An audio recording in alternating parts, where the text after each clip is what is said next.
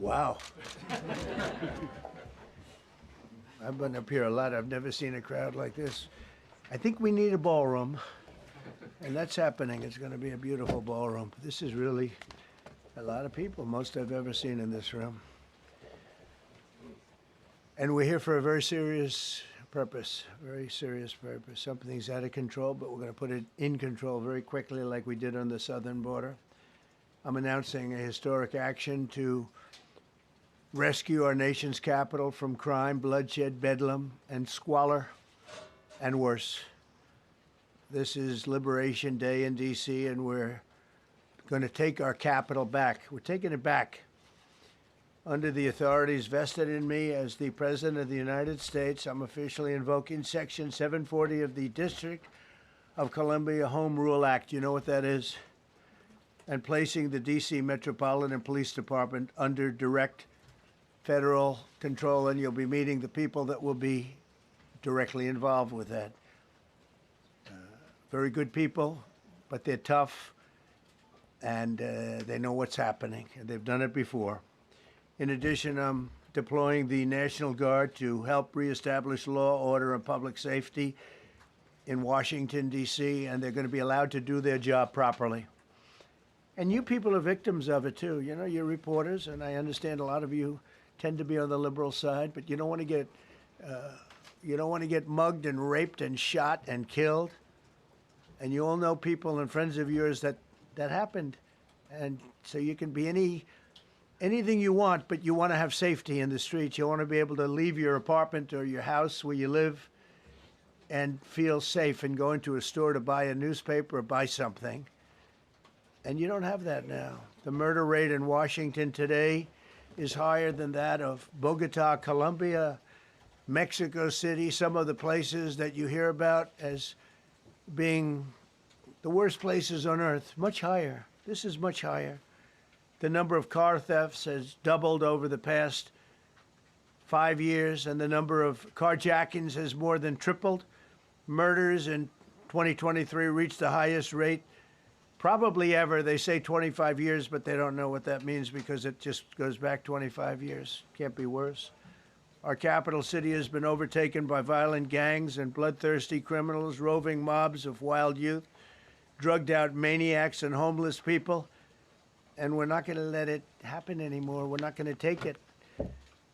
Just like we did on our southern border. Nobody comes through our southern border anymore. 3 months in a row, we had zero. I don't know if that's right, but the people that do the work, it's a very liberal group of people, actually, and they actually said zero for the last 3 months. Nobody thought a thing like that was possible. And, you know, when you take a look at numbers, I just saw some charts. These are different cities throughout the world. Red is, okay, the red is a place called Washington, D.C. Look at these. Baghdad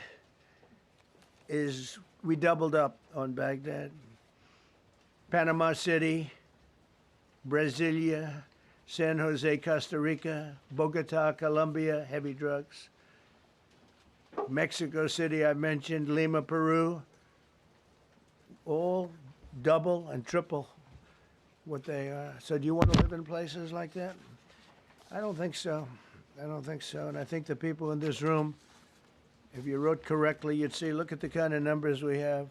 D.C., 41 per 100,000, number one that we can find anywhere in the world. Other cities are pretty bad, but they're not as bad as that.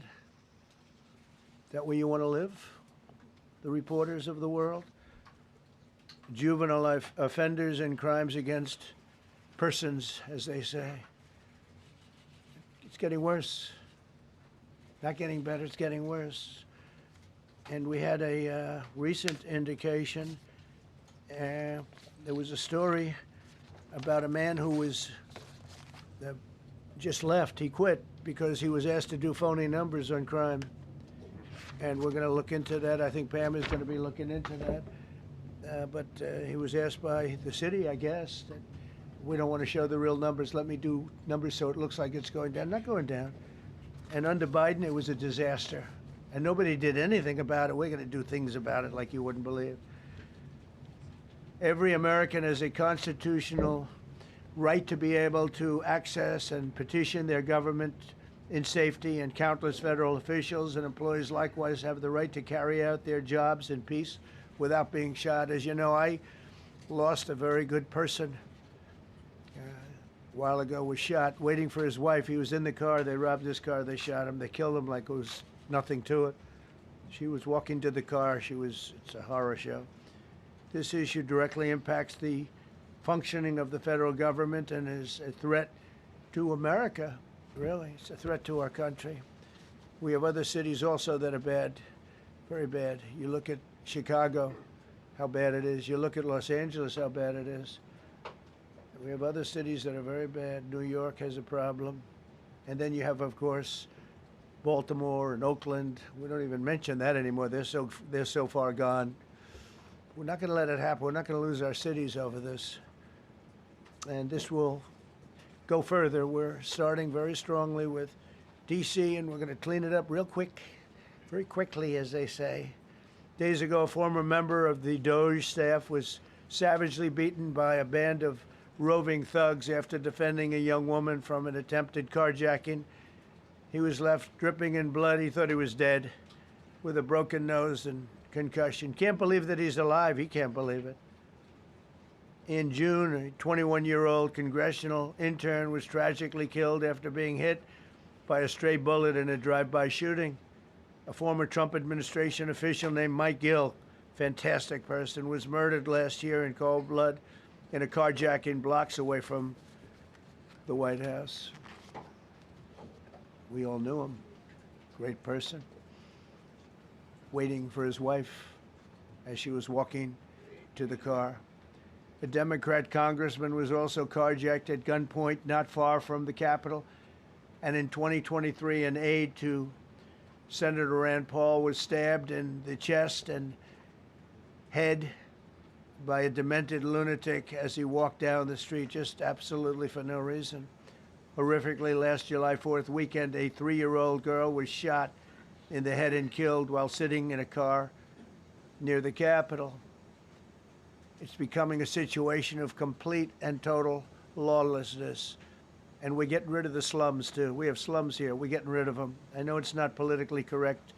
You'll say, oh, so terrible. No, we're getting rid of the slums where they live.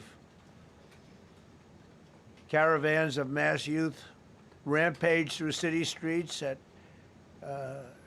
all times of the day.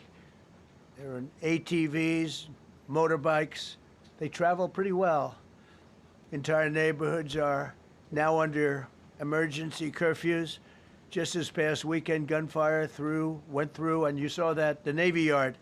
I saw it this morning. They saw that they fought back against law. See, they fight back until you knock the hell out of them, because it's the only language they understand. But they fought back against law enforcement last night. And they're not going to be fighting back long, because I've instructed them and told them whatever happens, they love to spit in the face of the police as the police are standing up there in uniform. They're standing and they're screaming at them an inch away from their face. And then they start spitting in their face. And I said, you tell them, you spit and we hit. And they can hit real hard.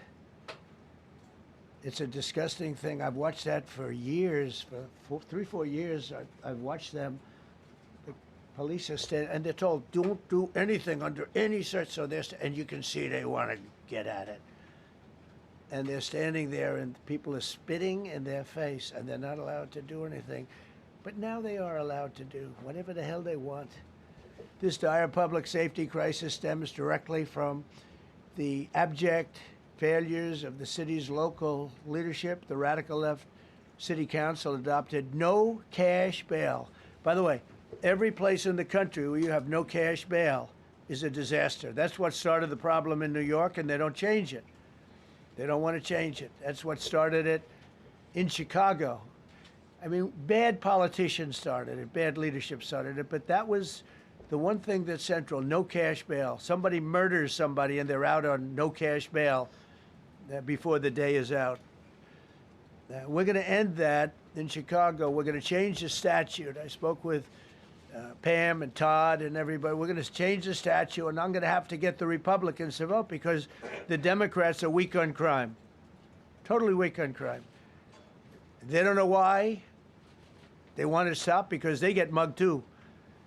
But we're going to change no cash bail. We're going to change the statute and get rid of some of the other things. And we'll count on the Republicans in Congress and Senate to vote. We have the majority, so we'll vote. We don't have a big majority, but we've gotten everything, including the great, big, beautiful bill. Got that done, and that's one of the greatest things that's ever happened to people in this country.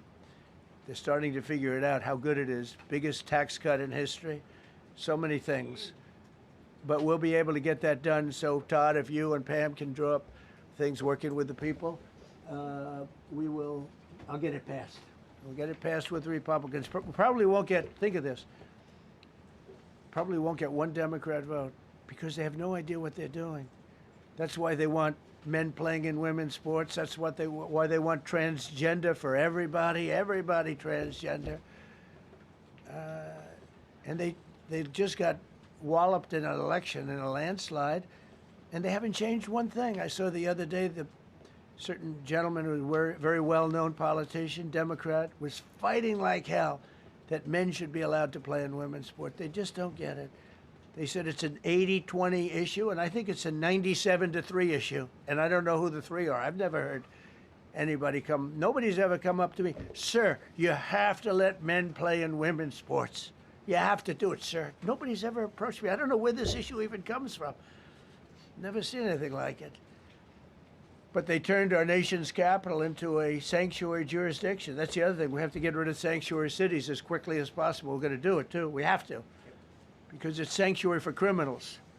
Releasing illegal alien gang members onto the streets. In 2022, nearly 70% of criminals arrested in Washington went unprosecuted.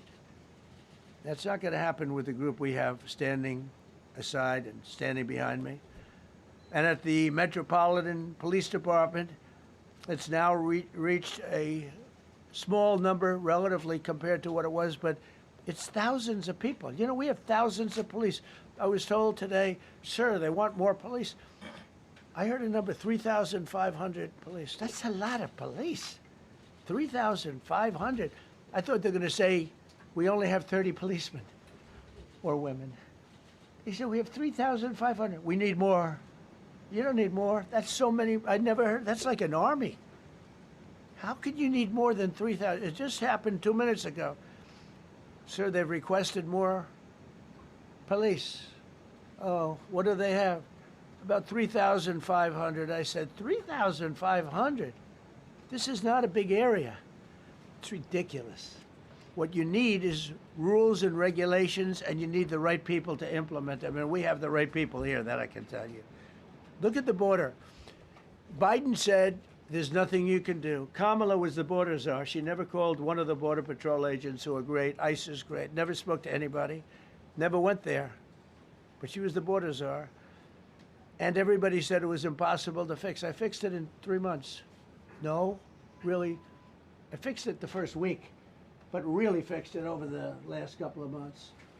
And I mean, literally to a point where, as I said, 0 illegals entering our country in the last 90 days. Pretty amazing. It's time for dramatic action. We're going to do the same thing over here. It's going to be a very safe city very soon. We're not looking to just take years, because a lot of people die in years. And we've got incredible people in this country, except we have to allow them to do their job.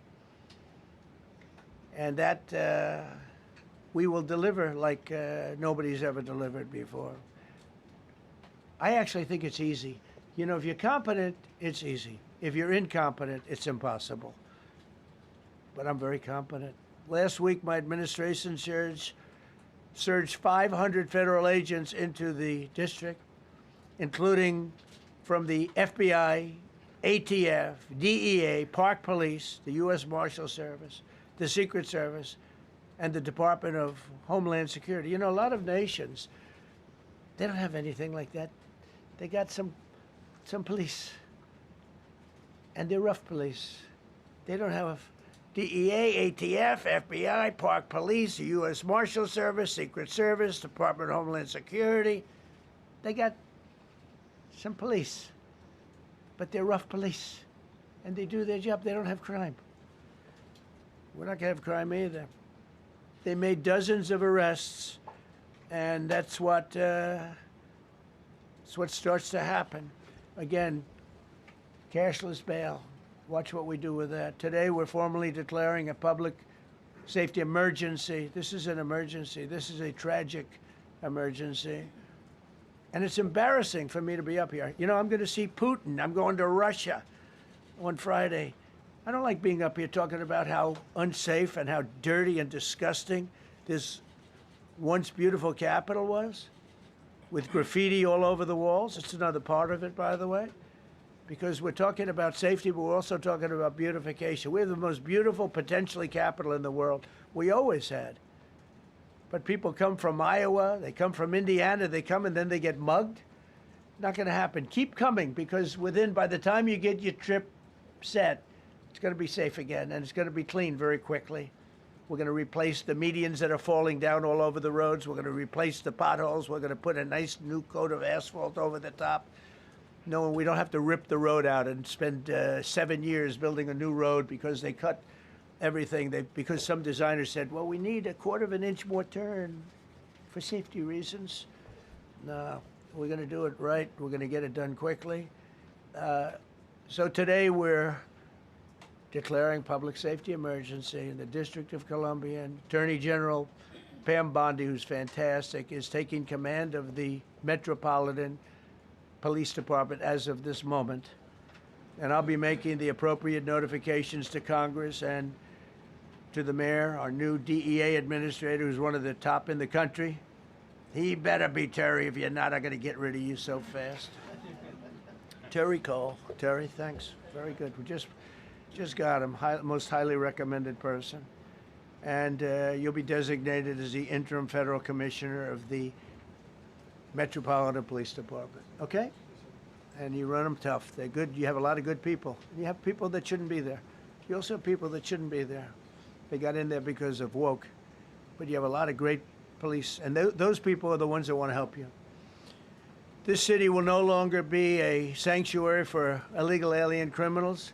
We will have full, seamless, integrated cooperation at all levels of law enforcement, and we'll deploy officers across the district with an overwhelming presence. You'll have more police, and you'll be so happy because you'll be safe. When you walk down the street, you're going to see police, or you're going to see FBI agents. We're going to have a lot of agents on the streets. You're going to have a lot of essentially military, and we will bring in the military if it's needed. By the way, we're going to have National Guard, but Pete Hegseth will tell you about it. We will bring in the military if needed. People say, "Oh, that's so terrible. He's going to bring in." It's been used many times over the years. I don't think we'll need it. I think we've got so many great people, including the people that are in the police department with proper leadership. They'll immediately begin massive enforcement operations targeting known gangs, drug dealers, and criminal networks to get them the hell off the street, maybe get them out of the country, because a lot of them came into our country illegally. They shouldn't have been allowed in. They come from Venezuela. They come from all over the world. We're going to get them the hell out. They won't be here long. But some of these people, a lot of them, are homegrown criminals. And these are bad people. These are rough people. And this is just a list of some of the people that were given to me today that were criminals removed from the D.C. streets this weekend. They were rough and tough. But we're rougher and tougher. Look at these people here. Nothing, you know. They're not going to be your local school teacher. Look at this guy. He has killed people numerous times.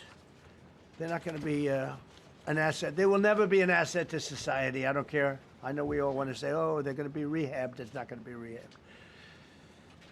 I'm going to ask Doug Burgum to come up and say a couple of words because he's in charge, as you know. He's Interior, but he's in charge of the U.S. Park Police. And I've heard so many great things about the Park Police. They're proud of it. They've been there for a long time. Their families oftentimes grow into the roles. They love the country. They love this area. So, Doug, could you say a few words, please? Thank you, Mr. President. On behalf of the U.S. Park Police, this is the oldest federal police force in the nation. They were formed in 1791 by none other than President George Washington. They've got the awesome responsibility of protecting our nation's most sacred monuments. In the National Mall, Washington Monument, Jefferson Memorial, Lincoln Memorial, Statue of Liberty, and out west, the Presidio and the Golden Gate area. These folks have tens of millions of visitors a year, the kind of people that President Trump's talking about that come from around the country and around the world to see our sacred and learn about our history and our sacred monuments. They've been doing a fantastic job, but they are so pleased, the rank and file, that President Trump is now allowing them to enforce the law. As those of you that live in the city may know, that the circles and the triangle parks that are spread throughout D.C. are actually federal park property. So the U.S. Park Police also have responsibility for that. These became littered with homeless camps under the Biden administration. All of you saw that. Since President Trump's executive order on March 27th, making D.C. safe and beautiful again, the U.S. Park Police have removed over 70 homeless camps. And President Trump also talked about beautification. They're stopping and enforcing the laws against graffiti on our monuments. They've removed over 80 specific attacks against our history with graffiti on our monuments. So they continue to do a great job, whether it's in their vehicles, on foot, or on the mounted police that you see around the National Mall. And President Trump, they thank you. The rank and file is so happy to be enforcing the law again. Thank you for your leadership. And they're excited about the announcement you're making today. Thank you. Very good. Great job you're doing. Thank you very much. Pete, could you say something about the military, if you would? Well, Mr. President, it's an honor to be here. And at your direction this morning, we've mobilized the D.C. National Guard. It'll be operationalized by the Secretary of the Army, Dan Driscoll, through the D.C. Guard. You will see them flowing into the streets of Washington in the coming week. At your direction as well, sir, there are other units we are prepared to bring in. Other National Guard units, other specialized units. They will be strong, they will be tough, and they will stand with their law enforcement partners. This is nothing new for DOD. As the President noted, at the border, we've got 10,000 troops down there who've been operating in defense cooperation areas, defense zones, where there's zero illegal crossings because of troops on strikers scanning the border. We've been protecting other people's borders for 20 years. It's about time we protect our own, and we're working with ICE and CBP. In Los Angeles, we did the same thing, working with the California National Guard, working with ICE officers. ICE officers deserve to do their job and not be attacked. We will work alongside all D.C. police and federal law enforcement to ensure this city is safe, this city is beautiful, and as I always say about President Trump to the troops, he has their back. And my message to the National Guard and federal law enforcement in Washington is, we have your back as well. Be tough, be strong, we're right behind you. Thank you, Mr. President. I'm going to ask Pam, because she's now, as you heard me say, she's really in charge of a lot of what we're talking about. She's done an incredible job. People are going to start to see the fruits of her labor. And Pam, maybe you could say a few words about what we're talking about here. Sure, President. Let me be crystal clear. Crime in D.C. is ending, and ending today. We are going to use every power we have to fight criminals here. President, thank you for caring about our capital. Families come here every summer. Our museums are free. We have the National Zoo. We have the National Gallery. D.C. should be a place where everyone can come and feel safe. Behind me and to my side, we have some of the best career law enforcement and prosecutors in the country who are ready to take this on. As the President said, Terry Cole is going to be supervising the Metro Police Department. Gadi Serralta, our U.S. Marshal, is going to be supervising command and control, the entire operation. Our Deputy Attorney General, Todd Blanche, and I will be working with them closely, along with our great FBI Director, Kash Patel. Kash is going to talk to you in a minute about what we did in Virginia recently with Governor Youngkin. Many of you covered that, and it was tremendously successful. Not only that, our secret weapon here in D.C. is U.S. Attorney Jeanine Pirro, one of the toughest prosecutors and a former judge, and she is going to be talking about juvenile crime, how it's out of control here, and what she's going to do to fight back. No more crime rampant in our beautiful capital. No more teenage girls beating a disabled man to death. No more of that. No more drive-bys. We're going to do everything we can. And working with the ATF Director Driscoll and Commander of the Army, we're going to all work together. That's what we all do in this room. We work together, we fight. Do not underestimate one person in this room. We're going to make DC beautiful. We're going to make DC safe again. One other thing, just at the wharf a few days ago, the area of the wharf, Terry Cole reached out to me, not even nightfall, on the weekend, where so many families in tourists go. A guy's overdosing from fentanyl on a park bench. In the middle of families around, they administer Narcan and saved his life. No more of that. The President of the United States is going to clean up DC, and we're going to be there to help him, and we're going to be successful. Thank you. Thank you, Pam. Cash, talk about Northern Virginia, if you will. Northern Virginia, we had a big success. Thank you, Mr. President. Thank you, Attorney General Bondi, for your leadership, Deputy Attorney General, and the rest of our interagency partners. Mr. President, the following is what happens when you let good cops be cops, and I just want to highlight that before I get into Northern Virginia. This year alone, under President Trump's administration, we've had over 4,000 child victims identified and found. That's a 33% increase from the same time period last year. 33% increase. We've had a seizure of 1,500 kilograms of fentanyl up to this date.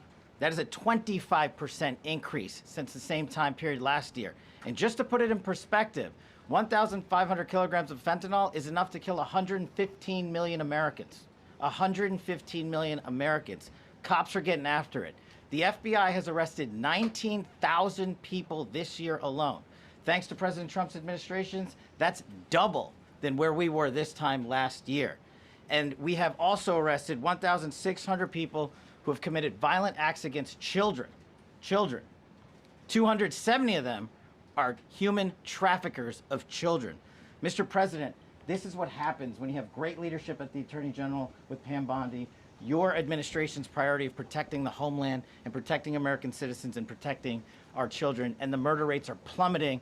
We are now able to report that the murder rate is on track to be the lowest in U.S. history, in modern recorded U.S. history, thanks to this team behind me and President Trump's priorities. And how do we do it? And what are we going to bring to D.C.? What we did in Northern Virginia, thanks to Terry Cole and Governor Youngkin and the team, we stood up a task force out in my Northern Virginia field office, and we said, let's let good cops be cops, let's get them the intelligence and what they need, and let's get the red tape out of their way, and let's get DOJ partnered up with us to bring great prosecutions, and that's exactly what we did. In 1 month, we arrested 545 violent felons. 545 in the state of Virginia, thanks to Governor Youngkin's partnership. And that simplicity in law enforcement is what's coming to Washington, D.C. When you let good cops be cops, when you give them the intel they need, when you work with our Homeland Security Task Force, when you work with Terry and Gaddy and I go way back to Miami, these guys are great leaders of the respective departments and law enforcement capacities. And when you have the DOJ and President Trump driving behind this mission, we are going to clean up Washington, D.C., and we're going to do it the right way, the lawful way, and we're going to make sure Washington, D.C. is safe again. Thank you, Mr. President. Thank you, Attorney General. Thank you very much. Good job.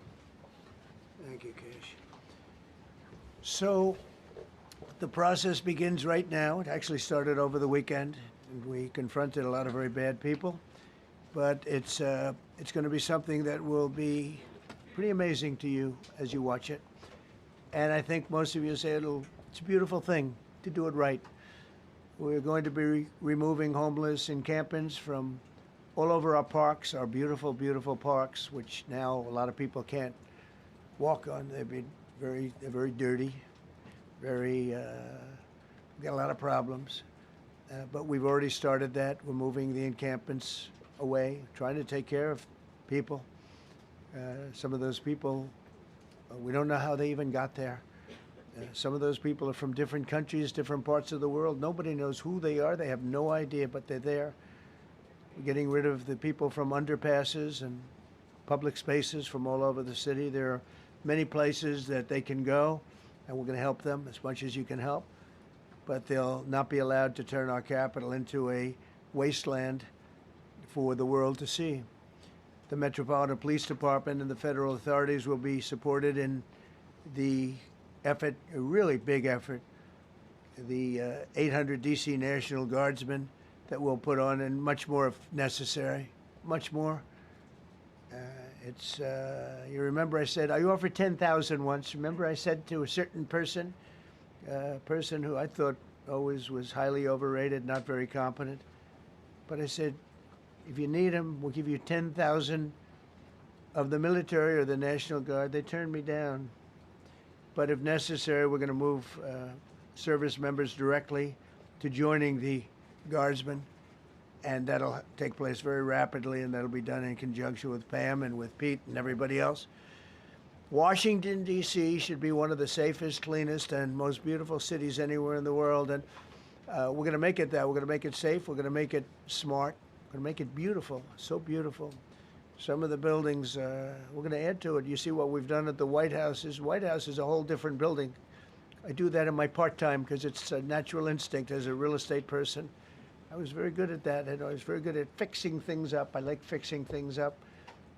You see what's happening. The marble floors are being reinstalled, renovated, fixed. The whole place is becoming very beautiful. We're going to be adding a magnificent ballroom, most beautiful ballroom, I think, anywhere. We need it. I would have certainly loved to have had it today. I think we would have filled it up. A lot of you are standing outside, can't get in this room. I have never seen the room like this, which tells me that you want to talk about, I mean, this was a D.C. news conference. It tells me that you want to talk about crime in D.C. and beautification of D.C., but I'm going to put that's easy. And I think, frankly, fixing the crime with the pros, fixing the crime is easy, too. A person who I've known for a long time, and she's been incredible. She was a fantastic, one of the best ever district attorneys in New York. She was in Westchester, and she became a judge, very successful judge. And then she went into showbiz because she was such a good DA and such a good judge, tough judge, but fair, always fair. Nobody ever complained about that, but she was tough. And because of that and her reputation, she went into showbiz. So a lot of people don't, they think of Janine as showbiz. Actually, showbiz was not her thing. And she did great. She was on, along with a couple of other of my friends, on the #1 show. And she did great, but this is what she loves doing. This is really her baby. What she's going to do is going to be incredible. And I'd like to speak for just a few seconds on what she has in mind, what she wants to do. We're going to be appointing some judges. We have some open spots, and we're going to take people, because the judges are letting killers out. They just say, go, that's okay, don't worry about it. So we're putting some, Pam recommended, Todd recommended, some judges that are great. Janine recommended. Janine's given me 3 great candidates already. We have about 10 open spots, and we could probably create some more. We need them. Janine, would you say a few words, please? Thank you very much, Mr. President, and thank you, Madam Attorney General, and to all my partners here. We all want the same thing. We all want a safe city. We want a safe capital. We want to be able to bring our families here. We want to be able to come and enjoy the history that makes this place great. And unfortunately, we are not in that position right now. And Mr. President, I want to thank you for taking the step that we need right now to make criminals understand that they are not going to get away with it anymore. And I'm not going to stand here and go over and over the cases. But what I can tell you is this. I see too much violent crime being committed by young punks who think that they can get together in gangs and crews and beat the hell out of you or anyone else. They don't care where they are. They can be in DuPont Circle, but they know that we can't touch them. Why? Because the laws are weak. I can't touch you if you're 14, 15, 16, 17 years old and you have a gun. I convict someone of shooting another person with an illegal gun on a public bus in the chest, intent to kill. I convict him. And you know what the judge gives him? Probation. Says you should go to college. We need to go after the DC Council and their absurd laws. We need to get rid of this concept of, no cash bail.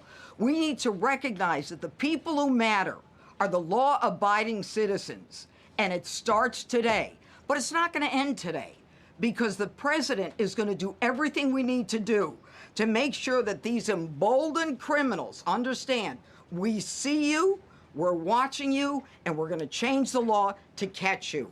And my final note is this. These kids understand that the jurisdiction is through the State Attorney General, Brian Schwab. I did a poster of the young man from Doge who was beaten bloody with a severe concussion, a broken nose.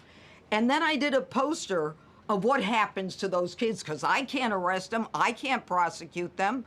They go to family court and they get to do yoga and arts and crafts. Enough. It changes today. Thank you, Mr. President. Thank you, Jim. You're welcome. Great job. Thank you. If I could, I just signed some executive orders. I'd like to have Will please come up, and we'll let the people know what we signed. Do you want to put them down? Yes, sir. Go ahead. A short while ago in the Oval Office, President Trump signed 2 crucial executive actions to deal with the emergency crime conditions we currently face in the District of Columbia.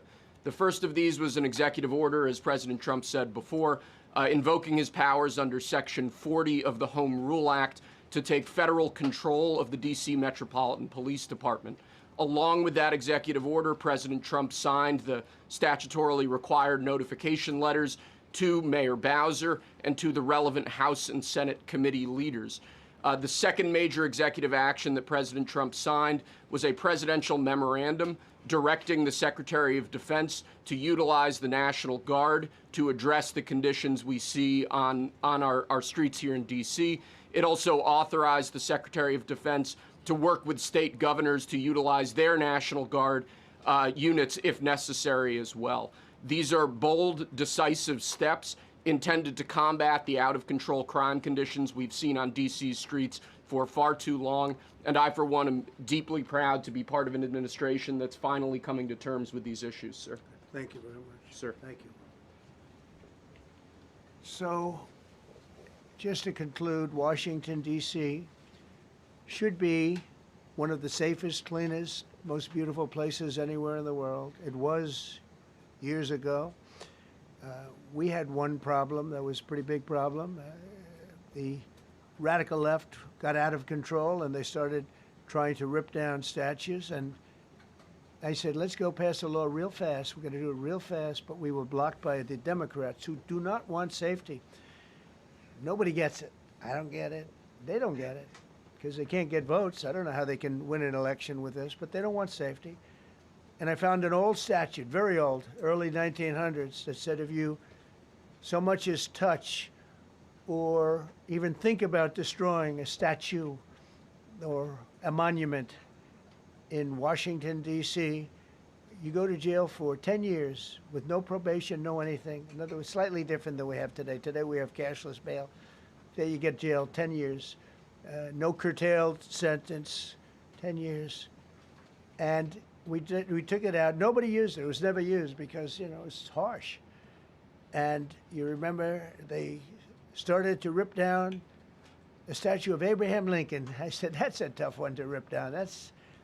He was pretty good, Pam. I think he was pretty good. When the ropes started going around Abraham Lincoln to pull him down, Andrew Jackson, others, and they were heading to the Jefferson Memorial, Thomas Jefferson. They're going to do a big number there. I said, it's time. And I signed that statute immediately. We had it updated. We made it use the same language, all passed by Congress. And I announced it's 10 years in jail, no probation, no anything, 10 years, no curtail sentence if you touch, so much as touch a statue in Washington, D.C. And it was an amazing sight, beautiful sight. Everybody just left. The ropes were hanging around Andrew Jackson, and there were 2 ropes around Abraham Lincoln. They left the rope, but everybody just left. And that was the last problem we ever had. You know, that was the last problem that we ever had with the statues. They were going wild, and somebody came to me and said, sir, in 1910, I don't want to give you an exact because you'll say, Donald Trump gave us wrong dates around like early on. You know, if I'm slightly off, they make you sound a little bad. So I won't put myself in that position. I won't put you in that position, because I think everybody agrees with what we're doing today. But when I signed that thing, it was like a miracle. Everybody left. They were gone. They were starting to march down. They started the march toward Thomas Jefferson, and I figured he was always going to be safe. But they found something with him, and they found something with Abraham Lincoln, and even in the name George Washington in California, numerous places changed the name of George Washington High School and various other places. They took George Washington's name. This was a sick, woke culture that I think we've largely ended. And a lot of those people that were woke are now turning out to be the opposite. I won't go so far as to say MAGA. It's a very special category. But they've gotten out of that. But we have people that love this country, and they love this really beautiful capital. It is. I flew over it the other day, and I said, what a beautiful place. But if there's crime all over the streets, when you get there, it doesn't look so beautiful. But we're going to make it beautiful again. We're going to fix it with crime, and we're going to also, as we're doing that, we're going to start doing things that we know how to do, that I know how to do better than anybody, I guess, because of my experience from previous life. But not only are we stopping the crime, we're going to clean up the trash and the graffiti and the grime and the dirt and the broken marble panels and all of the things they've done to hurt this city. And we're going to restore the city back to the gleaming capital that everybody wants it to be. It's going to be something very special. All of these people are really tough. Could I shake your hand, Gaddy, please? You're going to be so important here. You're going to be that guy. I hope I don't have to fire him in 2 weeks because he's too soft. I don't think he's too soft. If I do, I will, though. Is it okay if you're soft, weak, and pathetic like so many people? I will fire you so fast. You're not going to have to worry about that. No, I think you're going to do a fantastic job. And everybody in this room, they may not express it, but they all want that to happen. You know, they want to be safe, and they have families too. So it's an honor to have such a large group. I've done this for years now, hard to believe. I've never seen this room so packed. In fact, I'm sure it's a violation of every fire code. But we'll let you stay anyway. You're taking a chance. And with that, we'll say, maybe if you could, oh, wow. We could be here all day long.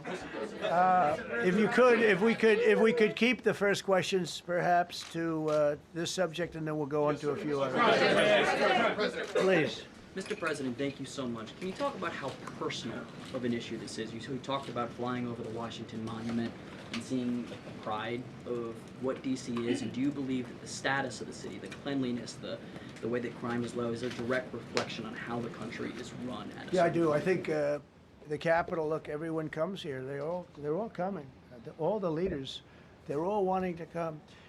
And I say it, I've said it again, but I'm really just quoting other leaders from NATO, from the Middle East, King of Saudi Arabia, Qatar, UAE. I was over there. We brought back $5.1 trillion of investment into our country. But a month and a half ago, I was at NATO. We had a great thing. They agreed to put up 5% instead of 2%. 2% they didn't pay, 5% is already paid. We had a great meeting, and they all said the same thing. They said our country was dead. They thought our country was gone. 1 year ago, they said your country was dead. And now you have the hottest country anywhere in the world. We do. We have the hottest country in the world right now. The tariffs have helped. It's given us not only the money, it's billions, trillions of dollars of money, but it gives us great power over enemies. We solved 5 wars with Pakistan and India. We just solved one. Azerbaijan and, as you know, and Armenia. War was raging for 37 years. And the 2 leaders got up and they said, we never thought this would be solved. Russia tried to solve it. They all tried to solve it. It was a very tough situation, but we got it done and got it done. And I said to the 2 men, I said, are you guys friends? And they had a hard time. You know, they've been killing each other for 37 years, right? One was there 5 years, one was there for 22 years. He said, my whole life I've been fighting this war. and you got it solved. But we did many of those. We did in the Congo and Rwanda. That's been going on for 30 years. 8 to 9 million people killed that they know of, but it was raging, and we got that solved. We got a lot of them done. It's a great honor.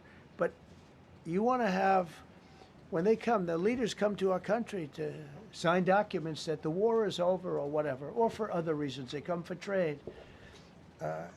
And you want them to come through so beautifully. You ride down those roads, everything should be perfect.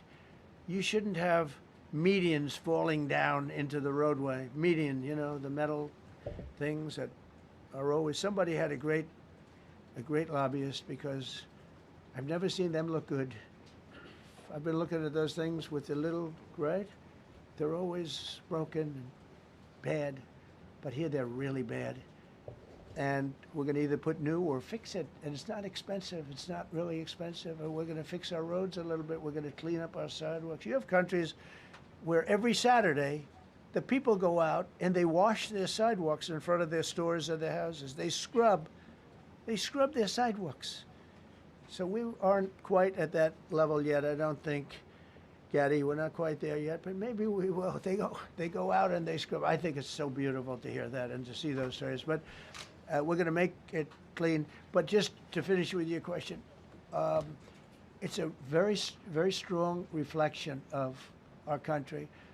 And when they see a bad city, you know, my father always used to tell me, I had a wonderful father, very smart, and he used to say, son, when you walk into a restaurant and you see a dirty front door, don't go in, because if the front door is dirty, the kitchen's dirty also.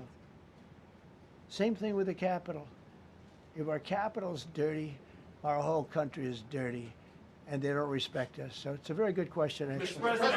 President, sorry. Question for you on the specific issue. Do you expect more cities to follow DC's path if this goes through? So the idea is that Chicago, LA, San Francisco, would they expect similar action what we've seen in DC? And the other question, sir, there's reporting that the administration is going to reclassify marijuana. Would that send mixed messages that if marijuana is okay, some drugs are okay, but we're trying to clean up crime? How do they go hand in hand? We're only looking at that. That's early, but you know, somebody reported it, which is fine. We're looking at it. Some people like it, some people hate it. Some people hate the whole concept of marijuana, because if it does bad for the children, it does bad for people that are older than children. But we're looking at reclassification, and we'll make a determination over the next, I would say, over the next few weeks.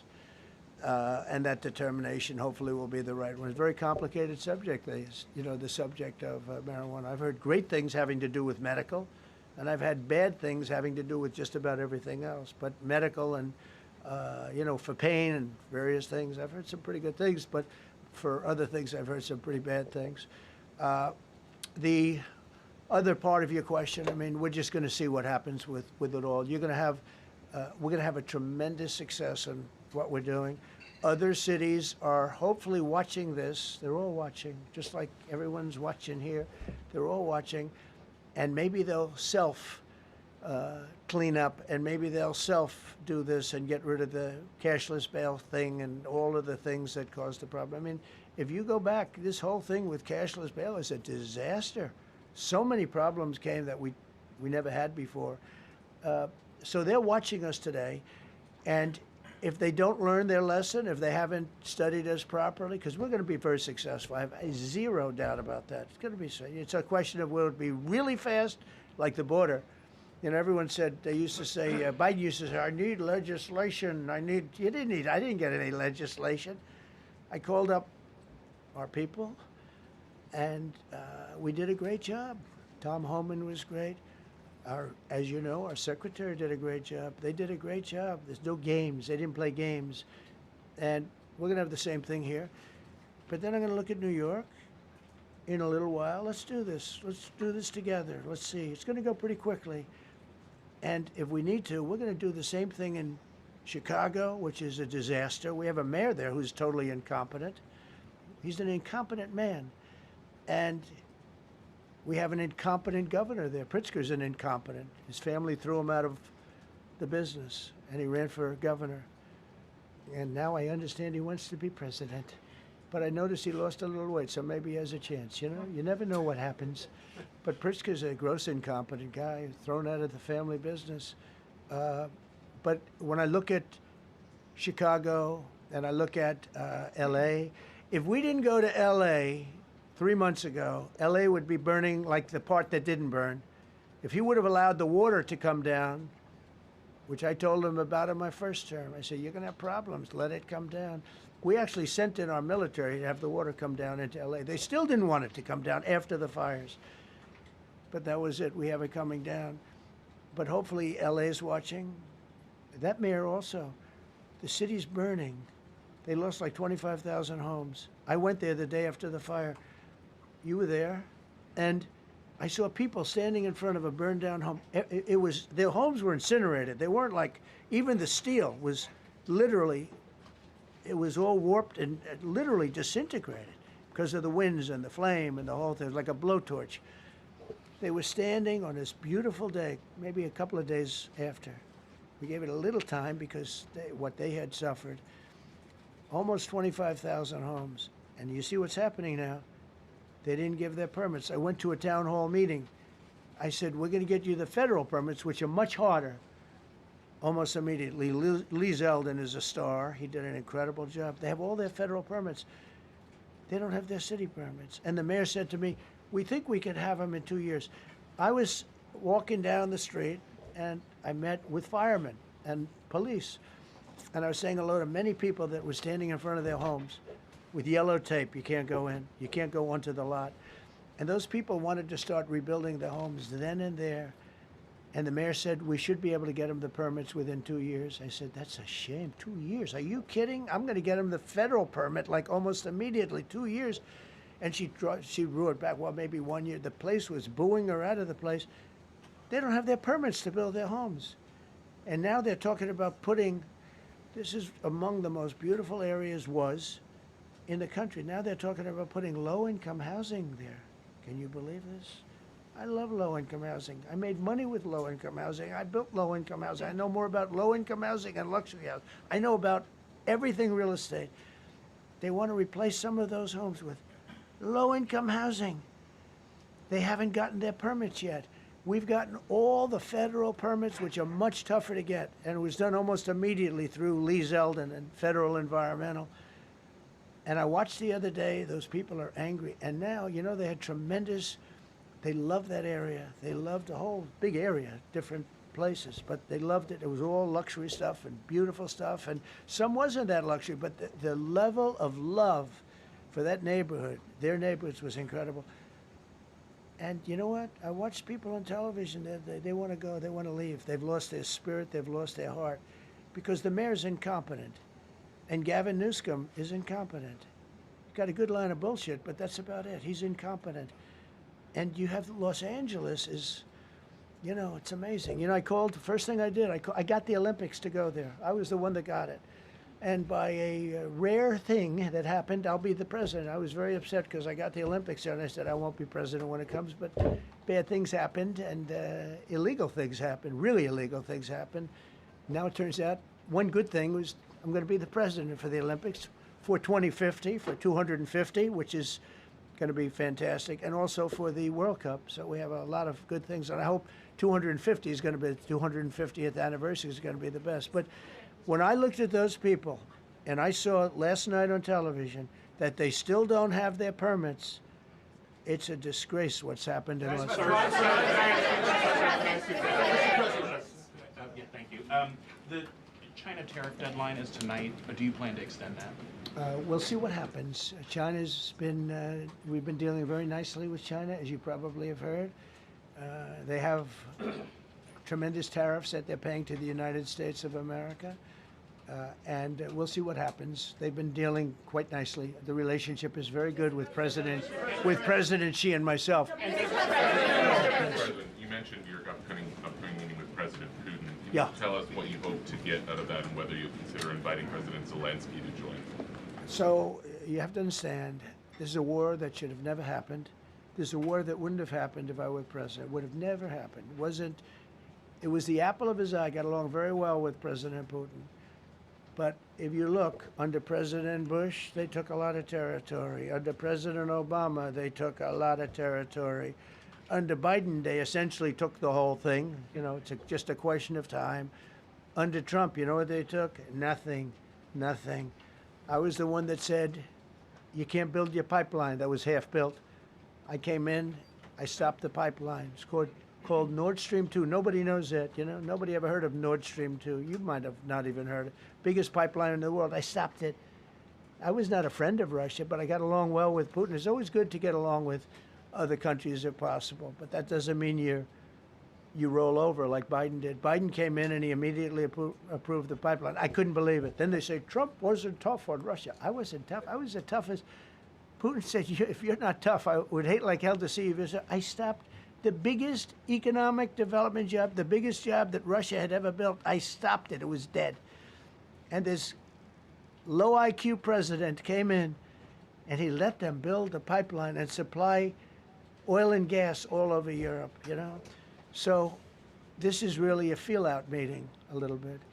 And President Putin invited me to get involved. He wants to get involved. I believe he wants to get it over with. Now, I've said that a few times, and I've been disappointed because I'd have like a great call with him, and then missiles would be lobbed into Kiev or some other place, and you'd have 60 people laying on a road dying. I said, that's cold, that's cold. But it's a violent war. 5,000 to 7,000 people a week are dying. And you know, there's nobody from here. They're all Russian and Ukrainian people, and some people from the cities, much smaller number, but still, those missiles do damage and they kill a lot of people, but mostly soldiers. And they're young soldiers, although in the case of Ukraine, they're getting much older. They're drafting 60-year-olds now. It's a terrible thing to witness, and I think I have an obligation. Look, this is Joe Biden's war. This is not my war. I made a deal with NATO a month ago. You covered it very accurately, actually. We don't pay anything anymore. You know, we're not paying anything.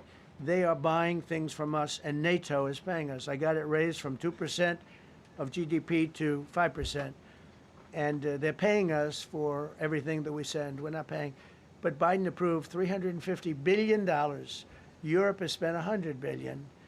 The money that's been spent and the death is incredible. It's the worst thing that's happened, by far the worst that's happened since World War II.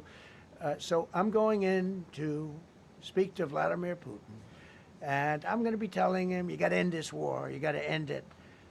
And he wasn't going to mess with me. This war would have never happened. You know, we had a discussion about it one time, and we never had that discussion again. Would have never happened. And when the election was rigged, and then Biden took office, which was barely took office, the auto pen took office, bad things started happening. Bad things, stupid things were said. And it ended up in a war. And you know, and I don't believe this will happen anymore because I have that pretty well covered. This could end up in a third world war. This could have been a third world war. I don't think that's going to happen now. But I thought it was very respectful that the president of Russia is coming to our country as opposed to us going to his country or even a third-party place. But I think we'll have constructive conversations. Then after that meeting, immediately, maybe as I'm flying out, maybe as I'm leaving the room, I'll be calling the European leaders who I get along with very well. And, you know, I have a great relationship, I think, with all of them. And I get along with Zelensky, but, you know, I disagree with what he's done. Very, very severely disagree. This is a war that should have never happened, wouldn't have happened. But I'll be speaking to Zelensky. The next meeting will be with Zelensky and Putin, or Zelensky and Putin and me. I'll be there if they need. But I want to have a meeting set up between the two leaders.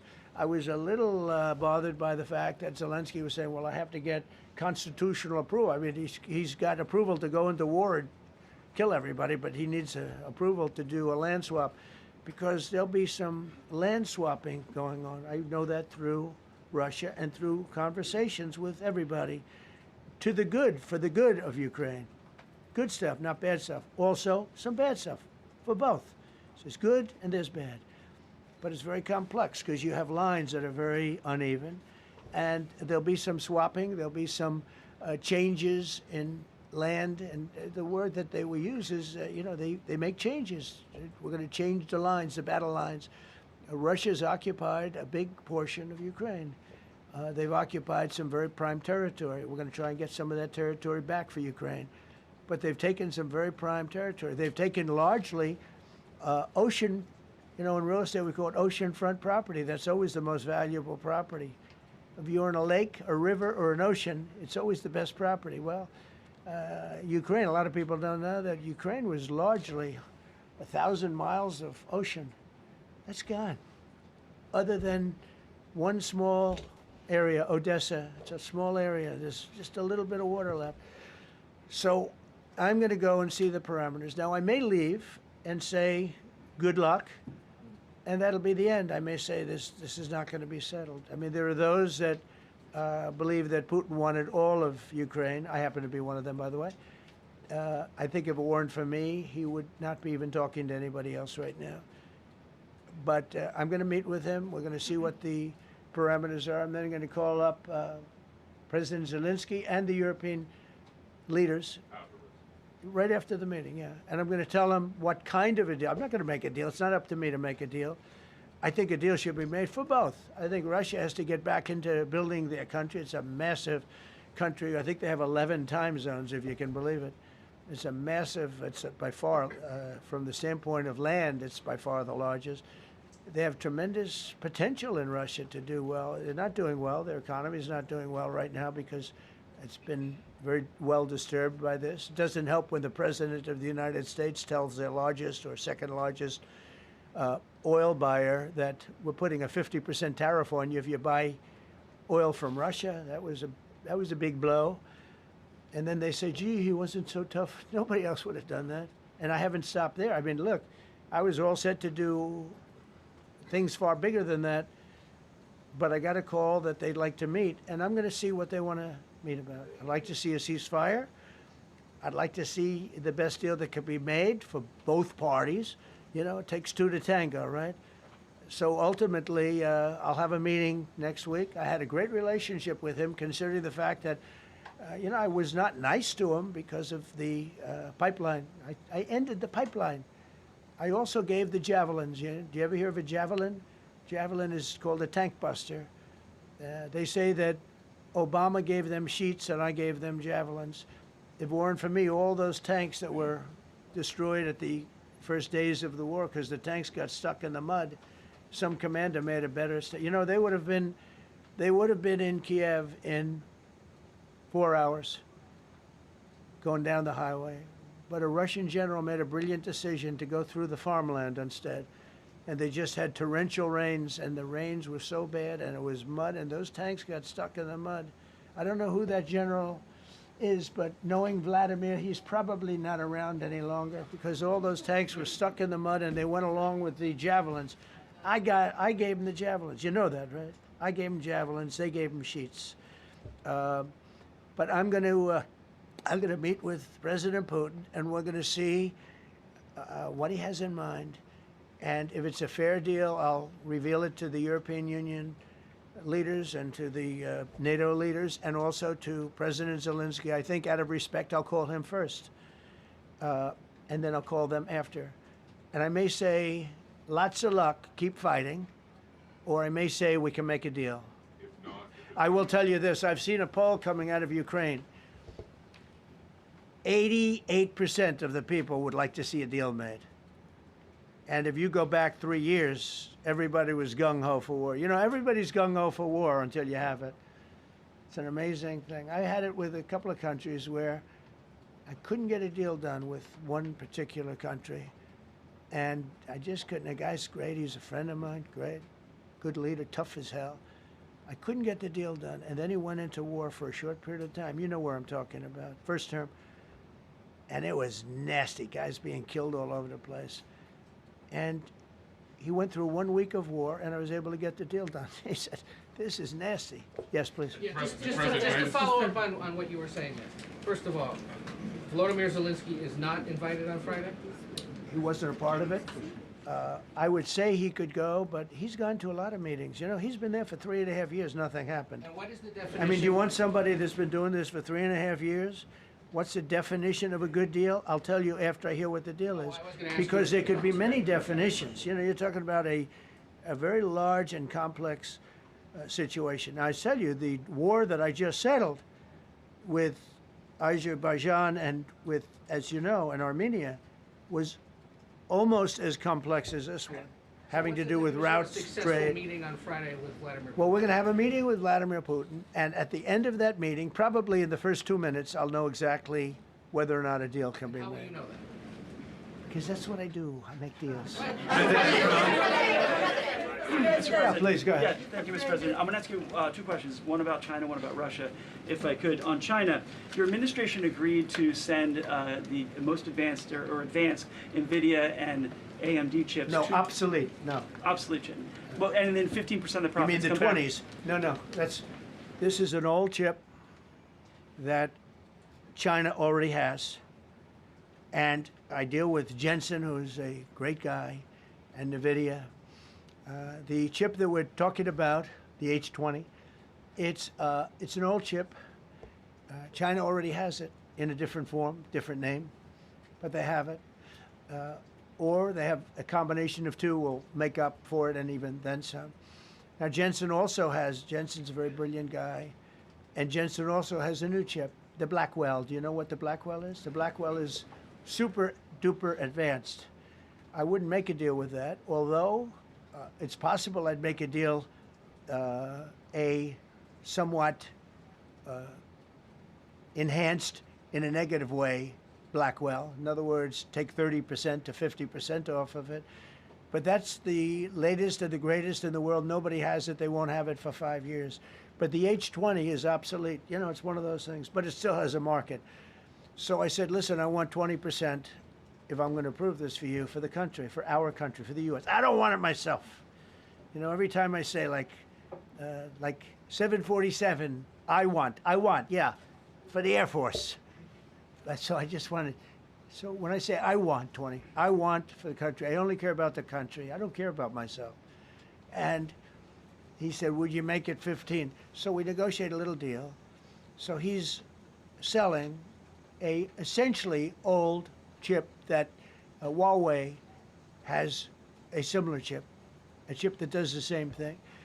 And I said, good, if I'm going to give it to you, because they have a, they have a stopper, what we call a stopper, not allowed to do it. It's really known as a restrictive covenant.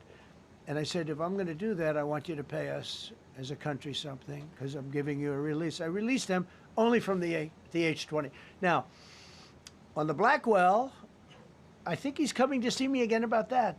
But that will be a unenhanced version of the big one. Like, I don't know if you know it, we will sometimes sell fighter jets to a country, and we'll give them 20% less than we have. You know what I mean, right?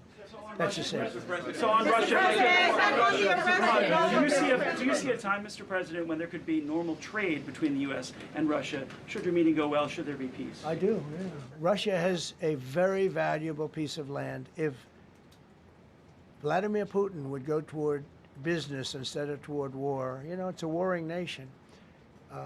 That's what they do. They fight a lot of wars. A friend of mine said Russia's tough because they just keep on fighting. They beat Hitler, so did we. And they beat Napoleon. They've been doing this for a long time.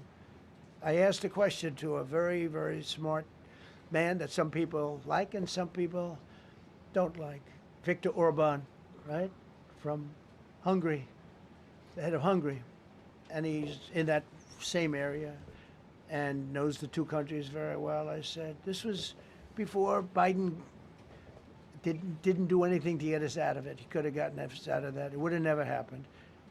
I said, so can Russia be beaten by Ukraine? He looked at me like, what a stupid question. He said, Russia's a massive country, and they win their country, and they win their life through wars. They fight wars. That's what they do. He said, China beats you with trade. Russia beats you with war. That was a very interesting statement. China's not beating us with trade, not when I'm in charge. But they were beating Biden with trade, but they never beat us with trade. Don't forget, China had to pay $400 billion worth of tariffs when I was last time. That was last time. And if we didn't have COVID, all of this stuff we would be loaded. We're finding hundreds of billions of dollars of cash is pouring into our country now because of tariffs. And all we're doing is we're doing what they do to us. It's so beautiful to see it. They found last month, as you saw, $25 billion of excess cash flow. They're saying, where did it come from? I said, I'll tell you where it came from. It came from a place called tariffs, and we're doing very well. We're really doing well. But I expect to have a meeting with Putin that I think it'll be good, but it might be bad. And I'm here for one reason, to get rid of a war that somebody else started. Should have never happened. And if I could end it, great. Complex war, a lot of bad blood, But Zelensky's been there for 3.5 years. So if you put him in a room, now I will say this, ultimately I'm going to put the two of them in a room. I'll be there or I won't be there. And I think it'll get solved. Yeah, please be happy. Thank you, Mr. President. Excuse me, I'm going to suggest, because do you have any other questions on DC? Because I don't want them to be. Wait. These are incredible people. I don't want them to be standing up here on subjects. Does anybody have a question of them? And then you guys can leave. Okay, a question, Brian, go ahead. Thank you, Mr. President. All right. And by the way, this is only on DC, and then they're going to leave because it's unfair to have them stand up here all day long. I agree. Brian. I've got two questions for you. First, about DC. This is personal for me as well. Last year, I was robbed on the streets by one of these teenage thugs. Had a gun, got away with it. Let's talk about the effort that between law enforcement, prosecutors, and judges, because it's a recycling belt. Like, these kids go, they don't fear the police. They know it. If you talk about how we've got to get these judges and put these kids behind bars, right. Adult crimes deserve adult penalties. And my second question, I'll after you answer that, please. Do you want me to answer it? Whoever wants to take it. Okay, it's real. Do you want me to answer it? Here's the problem. Assuming that they're 17 years, older than 17 years old, I can get the case. If they're under 18 years of age, I can only get the case if it's murder, rob one, rape, or even if they shoot a gun but don't kill you, I can't get it. So the law has to be changed. As the president said, cashless bail. That has to be changed. All right, then, even assuming I get the case, I get jurisdiction, I get a conviction, the DC Council has given the judges the ability to give probation on shootings. And so then it's up to them. All of these things, the Youth Rehabilitation Incarceration Reduction Act, and now they want to seal records. So if we work hard, we get a conviction, they want to wipe it out. So that needs all to be changed. Okay, Mr. Question. Pam, would you answer that also? Yeah, and just back to that topic, let's be clear though, we're going to charge them and we're going to track every single thing they do throughout every step of the court process and report back to you and let all of you know what's happening to them, because the people who are prosecuting them, the judges who are trying them, they also need to be held accountable. Mr. President, you also made the comment. This is the most people we've ever seen in this briefing. I've never seen ever, right? I've never seen any. Where's Caroline? Where's my superstar? Caroline. Is Caroline in the back? Where's Caroline? Come here, Caroline. Come here, Caroline. Come here. Is she doing a good job, by the way? Come here, Caroline. Is this the largest crowd that you've ever seen? This is definitely the most packed briefing, and I think all of you would agree. I think it's why we need to build a ballroom. Mr. President, I have a better idea. All right, Brian, go ahead. My question is this. You're building the big, beautiful ballroom. Yeah. Could we build a big, beautiful briefing room, updated technology, more seats? I don't want to do that. I don't want you to be comfortable. So no, I don't want to make life comfortable. So look, look. Let's just do this. Let's do this. It's going to be a big thing. We're going to Russia. That's going to be a big deal. What happens, happens. I'll let you know what happens. You'll be the first to know. I'll be calling the European leaders. I'm going with totally. I mean, we have a lot of talks. They're great people. They're great leaders, actually, and they want to get back. Honestly, as one of them said, I've OD'd on trying to settle Ukraine. They've OD'd, meaning they've overdosed on the settlement of Ukraine. Not a nice expression, but boy, is it accurate. They're tired of it. They want to get back to spending money on their countries. You know, Biden gave them $350 billion. Europe gave $100 billion. It should be much more than that. Shouldn't have been that kind of, they should have had equalization, but they didn't. But you know what? Still a lot of money. They want to get back to building their own countries. They really want it resolved. My relationship with the European leaders, as you saw, is extremely good. It's perfect. It's beautiful. Wait. And we're going to try. I'll be in touch with them. I have 5 of them call me. You think it's easy? There are a lot of European leaders, but they rely on me. Very much rely on me. If it wasn't for me, this thing would never get solved until the last person breathing is dead. Would you talk to them before? Mr. President. Yeah, I did. I'm talking to them right now. President. So I'm talking to the European leaders. I'll be talking to President Zelensky. I'm going to get everybody's ideas. I go into that thing fully loaded right up there, and we're going to see what happens. Now, I think one of 2 things is going to happen. It's going to be a good meeting, and we'll go a step further. We'll get it done. I'd like to see a ceasefire very, very quickly. Very quick. I'd like to see it immediately, but I'd like to see it very quickly. And we're going to be dealing with the European leaders, and we're going to be dealing with President Zelensky, and hopefully we're going to have a great success. As far as this, what we did today, and I think you were here for D.C. more so than even Russia, because Russia will be, you know, we have a couple of days to go, but the Russia is going to be very interesting. But to me, what is very exciting, and we're going to take back our capital. We're going to make it beautiful again, but we're going to make it, more importantly, safe again. It's going to be so safe. It's going to be a model. And then we'll look at other cities also. But other cities are studying what we're doing. And you have some capable people in other cities. They can do it too. But we have a great group of professionals. We're going to have a safe, beautiful capital, and it's going to happen very quickly. Thank you all. Thank you all very much. Should the Justice Department appeal the Epstein decision today, Mr. President? How long will the takeover of DC police last? We'll see you guys tomorrow. We'll have another briefing. We'll see the National Guard on their streets. All of them. Will we get more prisons out of this, sir?